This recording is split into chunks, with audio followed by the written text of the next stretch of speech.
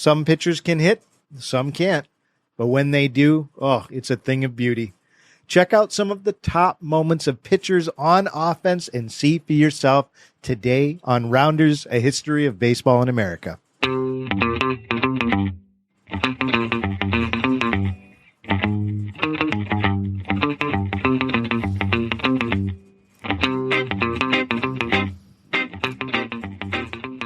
Hello, everybody, and welcome to the show. It is me, your host, Jeff Lambert.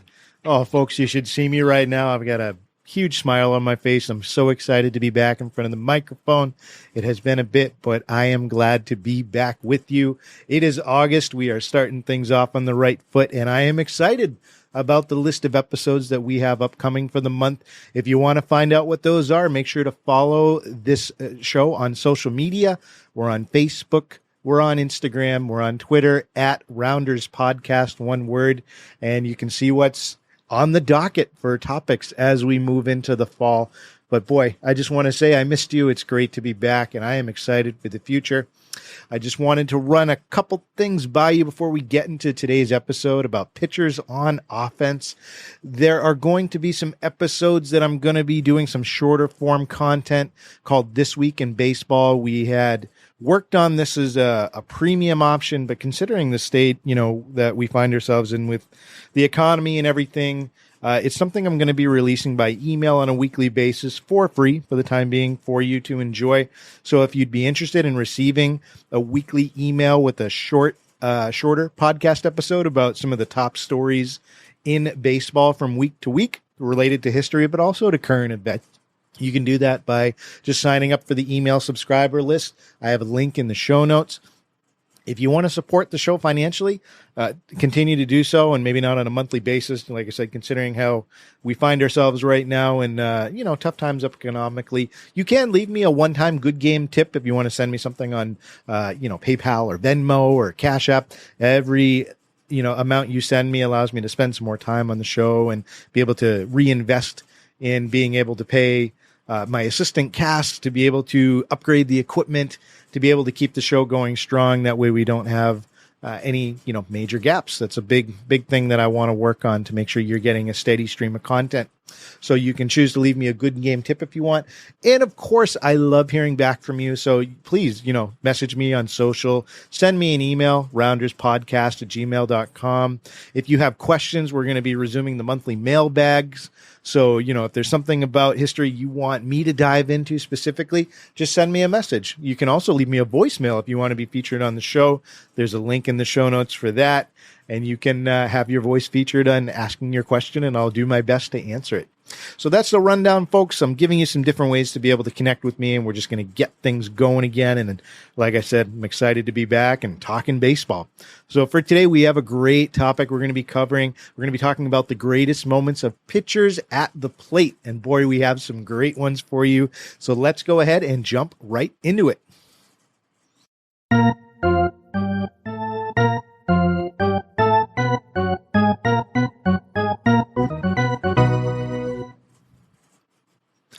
So this topic that we're going to be discussing today, pitchers on offense, this has been on the list for a long time. And I think it came from a place of wanting to celebrate, how much the pitcher, maybe not so much in recent memory, but, throughout baseball's history has had an impact on the game at times, major times in baseball history, from being there, not just on the mound, but also at the plate. And so, Cass and I, my research assistant, we were working together on trying to figure out where do we go with this topic. And, it was a really interesting dive into history about going through when those moments happened and deciding which ones do we talk about, which ones do we highlight. And this is certainly subjective in certain ways, because there are some really interesting moments out there when pitchers affected games offensively.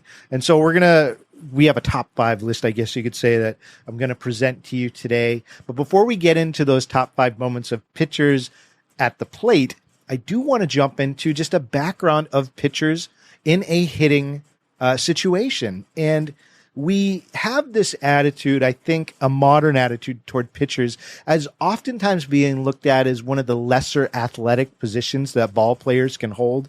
And you can see this evidenced by the fact sometimes when we're watching TV, if a pitcher makes a successful fielding play, sometimes there's those sarcastic comments about pitchers being athletes and things like that. But pitching has become, a specialized position in baseball. But look, baseball began as being a sport with 9 active players in the field. And those same 9 players would consist of the batting lineup, and that would include the pitcher. And so we have to pay attention to, I think, the legacy of this position and how it did once very strongly, correlate with the performance that they had at the plate. But that's gone away as time has gone on. Pitchers have had less and less of an offensive role, and we've paid less and less attention to pitchers honing their offensive skill sets. It's not something that scouts look for dramatically. It's not something that's held as high value when we're weighting pitchers today. And that's been kind of a slow burn. The baseball has continually devalued a pitcher's offensive stats, and it's held less and less weight to the quality of the pitcher when we're talking about the contributions that they make, or when it comes to scouting players in terms of what they can do potentially for a ball club. Just to illustrate that fact, we have a stat called runs created that's used in baseball. That's for my stat heads, that's the RC abbreviation. Runs created is the stat. This is used in particular to estimate a player's offensive contributions in terms of the total runs that they've generated. So, for instance, this stat would estimate the number of runs that a hitter contributes to their team. This has been used as a way to be able to judge a player's effectiveness on offense. And this was actually created by Bill James, who, very, very, celebrated baseball historian and author. He's the father of sabermetrics, that we saw in the Moneyball movie that Billy Beane, made, very notorious there for a while. So RC it's a deep stat that you can use to judge a player's offensive ability, right? Well, there's another stat that is kind of a substat of the runs created statistic that you can use called WRC plus, or the weighted runs created statistic. And this was used for us to be able to judge the offensive effectiveness of players no matter when they played in the sport. So it takes into account external factors like the ballparks that they played in or the era that they played in. So the WRC stat, the weighted runs created stat, is a way that we, as people who like baseball history, can quantify run creation and normalize it. So you can compare a player who plays now versus a player who played back then in a different ballpark or a different era. So just to give you an example, like a player who played his home games at Detroit's Briggs Stadium in the 1950s, one of the most hitter-friendly parks ever, he would have a lower weighted runs created stat than a player who posted identical stats at Oakland Coliseum in the 2010s. In a pitcher-friendly stadium. And so it allows us to see, based on different factors, and it takes into account stadium and era, how gifted players were offensively, how much production did they produce. So Fangraphs, the website, did a chart that actually showed the decline in runs created for pitchers since 1900. And I'm going to post a stat on our social networks for you to see. But players around the year 1900 had an average weighted runs created of 50, right? 50. By 2010, the last time that the last year that this chart takes into account, it had dropped to negative 20 in terms of weighted runs created for pitchers. And so we obviously know why. It's because of that reduced role that the pitcher has in the offensive effectiveness of a team. So, there's obviously reasons for that. It's become a more specialized position. We see that the DH, was created in the American League, which eliminated the opportunity for that 9-player roster to come up to bat. And now we're seeing that the DH is being implemented in the National League too. And so the days of watching pitchers and hitters hitting and running bases, it's going to become even more of a rarity. And I think that's why this topic is so important for us to cover. We're going to take the opportunity to look back and see those moments when pitchers did impact the game with their hitting, not just their pitching. So let's jump into these 5 moments. I think you're going to love them, and I would love to hear back from you about how you would have rated these, or if we missed any in particular that you feel should have made this top 5. So how did we choose these specific moments as the top ones in terms of pitchers on offense? So we had 3 categories we used, I guess, our criteria for choosing these 5 times. The first one we looked at and weighted was, what was the game situation? Like, was this a close ball game where the offensive play that the pitcher made really mattered? Or was it a blowout where, they were already up 18-0 and the pitcher came and, hit a 3-run triple? Did it really matter to the outcome of the game? So that's the first criteria we used. The second one was the event memorable? Was it a no-hitter, breaking up a no-hitter? Was it a walk-off? Was it a World Series event? Did it happen at an all-star game? What was the tie-in in terms of the lasting impact of it on people's minds? And then thirdly, on top of these 2, we looked at the reputations of the players involved.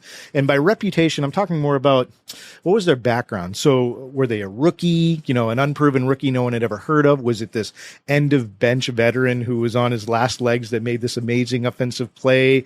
Was it somebody who was really sick, who dragged themselves up to the plate and made an amazing, turnaround? What was the player's current predicament or current situation, their background, and how that played into it? So that's how we use those 3 metrics to choose these top 5 moments where pitchers shined on offense. So let's go ahead and get into it, folks. Number 5, we're going to start off with Mike Hampton in 2001, a moment when he hit home runs in 3 straight at-bats. So let me set the table for you. Like I said, we're jumping in the time machine. We're going back to 2001. Mike Hampton, if you're not familiar with Mike, if you're a younger listener, or maybe just someone who, more of a casual fan, Mike Hampton is widely known to be one of the top, if not the top offensive pitcher to play Major League Baseball throughout its history. This guy was really something at the plate. During his career, he won 5 consecutive Silver Slugger awards for the pitcher position, which was actually something Major League Baseball gave out back in 2001. I wasn't able to find specifically when they stopped awarding that, but it's not something that's given out now. But from 1999 to 2003, Mike Hampton won 5 consecutive Silver Slugger awards in that category. In 2003, he won the Gold Glove and the Silver Slugger, and he was the first pitcher to win both of those at the same time. And another historical, effect of him winning both of those at the same time in 2003 is a guy named Greg Maddux had won 13 consecutive Gold Gloves in a row in the National League. And Mike Hampton, when he won it that year, the Silver Slugger and the Gold Glove, he ended up shattering Greg Maddux's streak by doing so. So here we have Mike Hampton. The guy's known for being excellent at the plate, and he was also more than good on the mound as well. But over his career, he had hit 16 home runs. He had hit 7 in 2001 alone, the year where we're going to highlight this specific event. So this year in 2001, he hit 3 home runs back to back to back in 3 straight at-bats during this 2001 campaign when he was with the Colorado Rockies. So this is what happened specifically. We have a game against the Houston Astros, right? He takes a fastball, hits it to right center, gets an opposite field homer, right? His next at-bat, he hits a hanging breaking ball over the left field wall for his second home run of the game against the Astros. So that's 2 in 1 game. The next game comes up, and his next at-bat comes against the St. Louis Cardinals. So he gets up to bat for the 3rd time, hits a fastball right into center field over the wall, 3 home runs in a row, 3 straight at-bats. Unbelievable. But again, Mike Hampton, certainly a talented guy when it came to his hitting abilities, was able to translate that into 3 back-to-back-to-back instances of knocking 1 yard. I mean, it's just an amazing thing. So that is our choice for number 5, Mike Hampton and his 3 home runs. consecutive home runs in 2 straight games. Way to go, Mike. Now, another point I just want to make before we go on to number 4, he wasn't the first guy to do this either. That feat of hitting 3 home runs in 3 separate at-bats was actually something that was topped. Well, I shouldn't say topped, but was met by a pitcher named Michael Lorenzen, who did this just recently in 2018. So he did the same thing. He hit 3 home runs in 3 consecutive at-bats, and he did it in 3 separate games. For Mike Hampton, it took 2. So Lorenzen hit 1 home run in an 8-6 win against the Chicago Cubs, a 350-foot bomb. And then the next day, he's a player for the Cincinnati Reds, by the way, in a loss to the Milwaukee Brewers. He hit another one, 384 feet. And then he came on as a pinch hitter in the midst of a rally for the Reds in the 3rd game, and he hit a 97-mile-per-hour fastball over the left field wall for a grand slam. How about that, huh? So 3 in a row. We saw this happen again with Michael Lorenzen in 2018 as well. So both deserve honorable mention for accomplishing this feat. All right, folks, let's go to number 4. Number 4, you're going to get in the time machine and come with me to 2008. We see Felix Hernandez hit a grand slam off Johan Santana. Yes, let's talk about it. Now, to set the table. In the 5 decades where the American League has had a DH, pitchers have hit a total of 1 grand slam. And it was in this instance that we're talking about now. And it was done by none other than King Felix Hernandez of the Seattle Mariners. Now, why do we list this number 4? Why is this so important? Well, it was just a situation where that home run, it had such a low chance of actually happening. I mean, Felix Hernandez, there's no question, this guy was a dominant pitcher during his time. But at the plate, not so much. So up until this, over his 15-year career, he had 50 total at-bats. And during that 50 total at-bats, he got 4 hits. So he went 4 for 50, folks. So this guy was not known for being the one that you would expect anything out of when he comes to the plate. But for this moment, boy, did he shine. So in 2008, there was this interleague game between the Mariners. They were playing the Mets at Shea Stadium. And this game, certainly wasn't something people expected for the pitchers to get involved on offense, but it certainly was a pitcher's duel that everybody was excited about because you had Felix Hernandez, one of the best pitchers right now in 2008 in the league. This guy's amazing, and he's facing off against Johan Santana, who also is one of the league's best pitchers during this time. As a matter of fact, Santana was the league leader in ERA that season. That's how good he was. So you've got these 2 guys dueling it out. What is supposed to going to be a low-scoring game. You have, because the game, obviously, like I said, against the Mets at Shea Stadium, we see Hernandez has to take the plate. And so he trots out there. Oh, my goodness. It's the 2nd inning of a scoreless game. No one's expecting anything to happen. Hernandez steps up to the plate. The bases are loaded. And Santana delivers him a 94-mile-per-hour fastball. And Hernandez winds up and just nails this thing. Hits it over the right field fence. It's an opposite field grand slam home run, and everybody lost their minds. Felix Hernandez just hit a grand slam. And the Mariners went on to win this game. They won 5-2. Even though Hernandez hit that grand slam, he wasn't great on the mound. He actually only lasted 4.2 innings. And he gave up an earned run as well. He hurt his ankle, to be fair, because he was going to cover the plate during a play, and Carlos Beltran slid into him. So that cut it short for him in terms of that game, but not before. He knocked a big grand slam. And again, he's the only pitcher in American League history to do this. So you combine that with the facts that Felix was not known for his hitting skills, and you combine that with being the only guy to do it, and he did it against Johan Santana, who, again, this guy led the MLB in ERA during that season. He was a 2-time Cy Young Award winner by the end of his career, and he was still able to pull it off. So number 4, Felix Hernandez knocking a grand slam off of a Cy Young pitcher. That takes us to number 3, folks. This time we're traveling further back in time. We're going to 1986. We're going to be looking at a pitcher named Craig Lefferts, gentleman who hit a walk-off homer while sick. Let's talk about it. So the date was April 25, like I said, in 1986. We had the San Diego Padres, playing the San Francisco Giants. They're playing at Jack Murphy Stadium in San Diego. Now, leading up to this game, there's a guy named Craig Lefferts. He's a relief pitcher for the Padres. He shows up to the ballpark that night. He is feeling horrible. He has a 102-degree fever going. He wasn't even supposed to pitch that night, but he showed up, and the plan was initially just stay in the trainer's room, probably lay down on one of the beds in there, just take it easy. You're here, that's great. But he wasn't even supposed to go out to the bullpen, supposed to just hang out in the trainer's room. But what had happened was by the 7th inning of that game, they were low on pitchers. They had gone through several release pitchers. So Padres manager Steve Boros told Lefferts, well, look, we might need you, bud. Can you put your cleats on and go sit in the bullpen at least, just in case? And so Lefferts, with this 102-degree fever, puts his cleats on, goes out, sits in the bullpen, not expecting to play. But it turns out they did need him that night. So what had happened was the game was in the Padres' favor. They go to the 9th inning. They have another reliever, their closer, Rich Gossage, Hall of Famer Rich Gossage, for the Padres, goes out to the mound. No problem, right? He's going to close things out. No.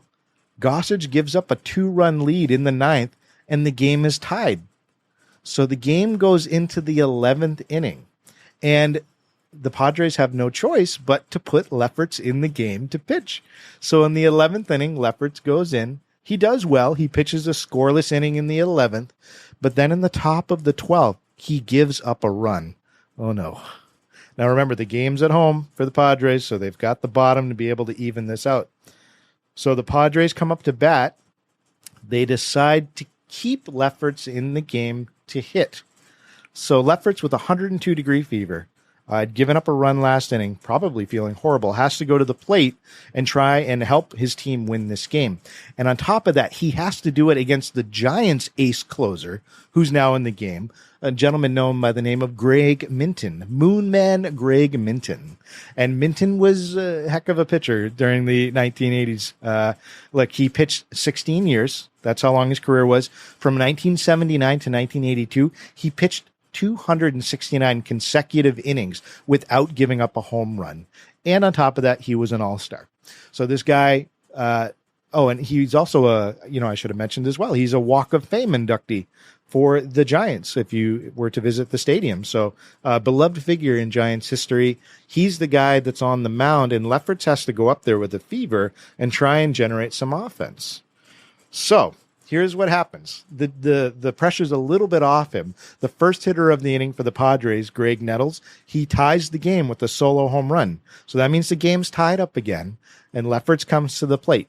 So if he can generate even a hit, maybe a walk, get someone on base, give them a chance to close this out, okay, that's good. And Lefferts was okay at the plate. He was 8 for 39 in his career up until this point. So, he falls 0-2 in the count really quickly. 2 nasty sinkers from Minton. And then here comes the third pitch. It's a curveball, but it hangs. Oh, no. And this is what Lefferts had to say about it on that third pitch. He said, quote, "I one-armed it. I swung off my front foot, but I made a perfect connection. Sometimes when you're not feeling well, you have to concentrate more to overcompensate. And that's what I did," end quote. So Lefferts hits that third pitch, bombs it out of the park, hits a walk-off home run, and the Padres end up winning the game. How about that, huh? Now, he did this while he had the fever. Certainly a memorable moment for him in his career. And that was actually the last home run that he hit throughout the course of the rest of his career. He went 7 for 92 over his next offensive moments. So that was the pinnacle of his career, that moment, and certainly one that sticks out, I'm sure, for Padres fans. So we've gone through 5, 4, and 3 of our top 5 moments of pitchers on offense. Folks, we're going to take just a quick break for the 7th inning stretch. Don't go anywhere. When we come back, we've got 2 great ones to discuss with you. Hang in there. We'll be back. This episode is brought to you by Allstate. Some people just know they could save hundreds on car insurance by checking Allstate first, like you know to check the date of the big game first before you accidentally buy tickets on your 20th wedding anniversary and have to spend the next 20 years of your marriage making up for it. Yeah, checking first is smart. So check Allstate first for a quote that could save you hundreds. You're in good hands with Allstate. Savings vary. Terms apply. Allstate Fire and Casualty Insurance Company and Affiliates. Northbrook, Illinois.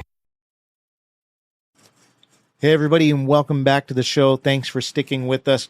We have had some interesting moments that we've been discussing about pitchers on offense throughout baseball history. We started off by talking about Mike Hampton hitting 3 home runs in 3 consecutive at-bats. We had talked specifically about Felix Hernandez hitting a grand slam off fellow ace Johan Santana. And then for pick number 3, we just covered Craig Lefferts hits a walk-off home run with 102-degree fever. And that brings us to our top 2 moments of pitchers on offense. We are going to travel to one of the most famous championship series in baseball history, playoff matchups here. We are going to talk about the 2003 National League Championship Series, and the hero of this moment is Kerry Wood. Now, again, Kerry Wood, if you're not familiar, oh my gosh, this guy was, and I believe still is, should be at least, highly regarded as one of those pitchers. This guy had nasty stuff, especially a nasty fastball. One of those pitchers in MLB history, if you saw him pitch, you knew that this guy was something special. He had a 20 strikeout game during his career. He was unfortunately plagued by injuries, which I think really cut into his legacy. But Kerry Wood, wow, just an amazing, amazing pitcher. And he had a moment to show off his skill at the plate in the 2003 NLCS. Now, the 2003 playoffs, boy, that was a weird year, folks, for those of you that went through it. We saw the Cubs and the Red Sox both make it back to the championship series, which was something we were not used to. Of course, 2003, as a Red Sox fan, was a tough year for me. That was Aaron Bleepin Boone hitting that, shot in extra innings to knock the Red Sox out. That was a tough one to live through. And, of course, this was the year for the Cubs when Steve Bartman grabbed that foul ball, as you well remember, and really sent Chicago into a tailspin, and they ended up losing their championship series as well. But there was this one little golden moment in the 2003 NLCS, and that was when Kerry Wood did something amazing at the plate. So it was Game 7 of the NLCS, and it was the Chicago Cubs against the Florida Marlins. Kerry Wood was the starting pitcher. He got off to a rough start. He gave up 3 runs in the top of the first. So in the bottom of the second, the Cubs were trying to make a little bit of a comeback. They had scored a run, and they had another runner on third, and there were 2 outs. And Kerry Wood steps up to the plate. He knows it's do or die for his team. He had just given up 3 runs in the first. He has a chance to make something happen here at the plate. Now, he was not a great offensive presence. He was, like I said, he's great on the mound, not great at the plate. And I think Cubs fans were probably hoping, oh, look, Kerry, just, try and make it on a passed ball or get a broken back single, work a walk, something, just get on base. That's what they were hoping for at this point. But look, Kerry Wood, he hung in there. He worked a full count, right? Here in the second, and facing that 3-2 count, he swings and crushes an 85-mile-per-hour fastball into the Wrigley Field bleachers. The fans go nuts. Oh my goodness, a 2-run homer. The game is now tied again. And Kerry Wood, of course, I think was probably as surprised as everybody else. And he actually looked back on that moment when he was on former teammate Ryan Dempster's podcast. And credit to Cass, our research assistant, for finding this one. This is what Kerry Wood had to say about that moment. He said, quote, "I remember sitting on the bench thinking, all right, he's not going to be walking the pitcher in a playoff game with the guy on base and the leadoff hitter coming up. So I'm getting a fastball. And I guessed right," end quote. So Kerry Wood was able to guess the pitch coming in, knocked it over the fence, was able to tie that game back up. And he remembered too what it was like when he hit that home run, how the crowd reacted. And he had this to say, quote, "When I hit first base and I turned and I was running towards second, I saw the bleachers just erupting in beer and whatever liquid they could find and throw in the air. I ran so slow around the bases because I thought my legs would give out. I thought they were jello," end quote. So Kerry Wood is able to impact this team on offense. Of course, unfortunately, the Cubs went on to lose this game and, of course, lose the NLCS. A memorable year for them because of everything that happened. But there was that moment, Kerry Wood, in all of the great things he did on the mound, was able to do something great in a very clutch moment in the playoffs as well by hitting that home run. And that's why we put him at number 2 on our list. So, ladies and gentlemen, that brings us to number 1. What was the greatest moment in baseball history for a pitcher on offense? Again, subjective, but we have to give it to none other than, some of you know him by Bartolo Colon. Some of you know him as the Big Sexy. That's right. We have a time in 2016 where a 40-year-old pitcher hits a home run, and that's going to be our number 1 moment. So let's hop in. We're going to go back to 2016 and recount this moment. For those of you who may not be familiar with Bartolo Colon, he was always one of my favorite pitchers. He was just someone who aged with the game and was effective till a very, later time in his life. In 2014, the New York Mets had decided to give Bartolo Colon a 2-year deal. He was 40 years old when they gave him this 2-year deal. He was almost 41. I think he was 2 months from 41.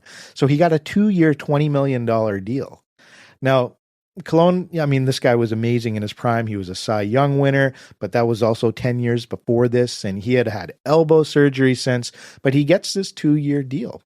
And he's expected to contribute kind of as a back-end rotation guy, maybe even as a long-term relief type of guy.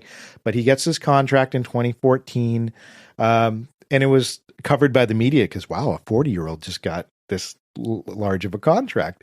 And I think the other thing that was very appealing about Bartolo Colon, he was just a fun guy to watch. He was always smiling. He was pure entertainment when he was out there on the mound. And if you follow the trajectory of his career, when he started off, he was this very skinny, athletic pitcher. And then by the time he was 40, he was big. We're talking like 280 pounds, like very large gentleman here who's taking the mound. So that's how he got the nickname, the Big Sexy. He's a big guy, especially later on in his career. So this 40-year-old, almost 41-year-old, very large man is now pitching for the Mets. And, he's got this 2-year deal. He had played in the American League his whole career up until this point. So he had never had to worry about being able to do anything at the plate. It wasn't something he had to worry about. And I do want to throw myself a quick correction because I know someone's going to email me on this. He did spend a half year his rookie year in Montreal with the Expos before he was sent elsewhere to the American League. So yes, he did play a little bit in the National League, but it didn't result in any plate appearances. So here he is on the Mets at the tail end of his career. In 2014, he doesn't do horrible. He had 69 plate appearances. He got 2 hits, 2 for 69, someone who had never had to worry about hitting before. But he did strike out 33 times. And so, not someone you expect anything from in terms of offense. So 2014 was okay. And by the way, he pitched really well that first season as an almost 41-year-old. He got 15 wins. He pitched 202 innings, and he was one of the anchor points for that New York Mets squad. No one expected them to do anything that year. They ended up finishing second in the National League East. So not bad. Again, it was kind of a joke when they signed him, but he turned, into a real production getter for them. So in 2014, great at the mound, not so great at the plate. In 2015, he also turned in a respectable year on the mound, did a little bit better at the plate. He collected 8 hits and 58 at-bats. So maybe he's getting the hang of it as he goes into his 41st birthday here. So that takes us to 2016, right? Okay. So he had gone 5 for 60 up until this point, right? We go to this game on May 7th. The Mets are playing against the Padres. Again, San Diego makes our list. And Bartolo Colon is pitching, right? So the Padres had taken a 2-0 lead, and they were going against Padres pitcher James Shields. So because Bartolo Colon was the starting pitcher for the Mets, he finds himself having to bat in this game. So there's 2 outs. There is a base runner on. Colon comes to the plate. Shields throws him a fastball. It's high and up, and Colon just, I'm sure, partially closed his eyes, takes this huge swing, and he connects with it perfectly. He drives the ball over the left field wall, and oh my goodness, nobody expected it. A 2-run shot from a 41-year-old Bartolo Colon, and this is the moment. Everyone just losing their minds. Colon's rounding the bases. He's going so slow, and it may be because of his weight. It may just because he's savoring the moment. Who knows? But he gets back to the dugout. The entire team had actually gone into the tunnel, back to the locker room, leaving the dugout empty, just to give him that moment, of unbelievable. Everyone was like, I'm done. I can't believe this happened. And so just what a moment. Even the Mets broadcasters called it an impossible moment. And I'm just going to play that clip for you real quick so you can hear it. Colon looking for his first hit of the year. He drives one deep left field. Back goes Upton. Back near the wall. It's out of here. Bartolo has done it. The impossible has happened.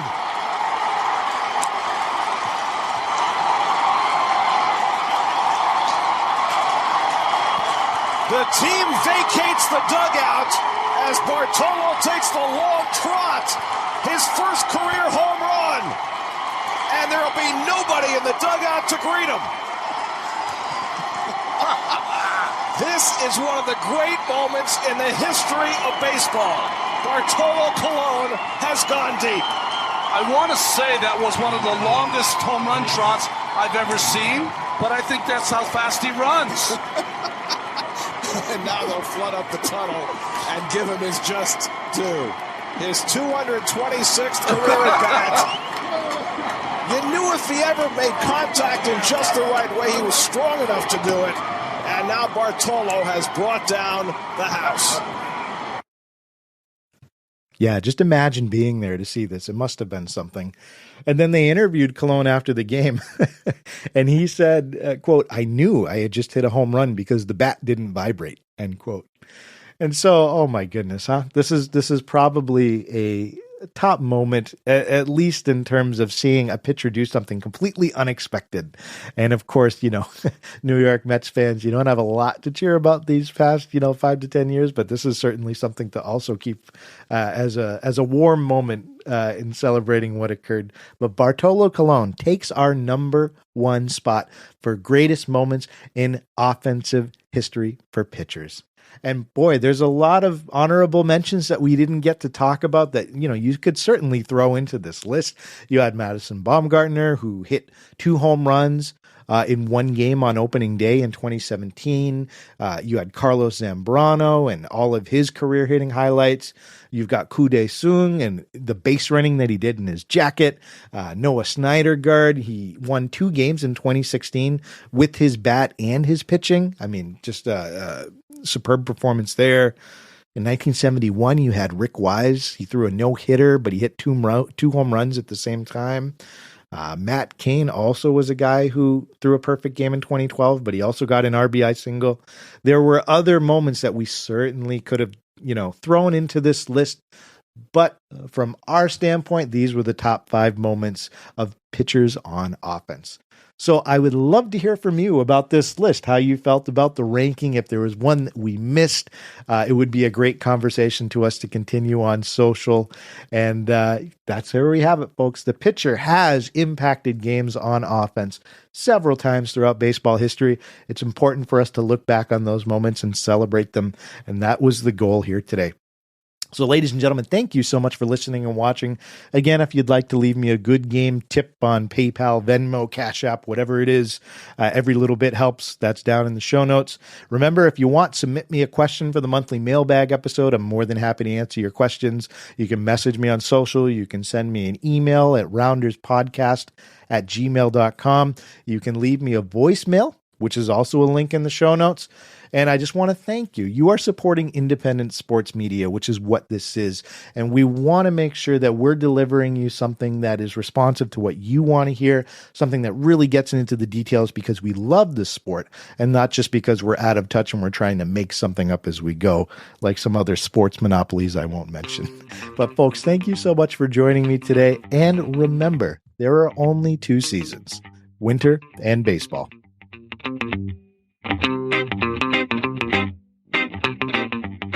Rounders, A History of Baseball in America is produced by Jeffrey Lambert.